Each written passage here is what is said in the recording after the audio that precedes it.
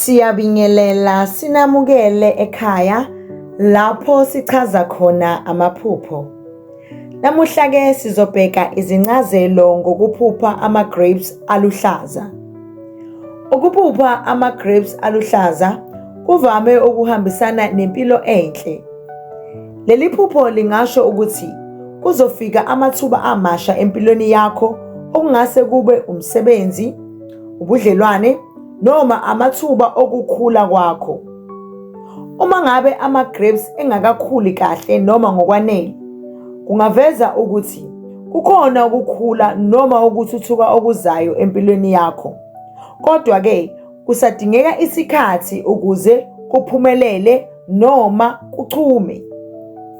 Leli phupho lingabonisa ukuthi kufanele uqaphele futhi uthathe izinqumo ngokucophelela ukuze uthole inzuzo noma impumelelo. Ngamafuphi, ukuphupha ngama-grapes aluhlaza kungabonisa amathuba, inzuzo, ukuthuthuka kanye nempumelelo. Siyabonga, nisale kahle.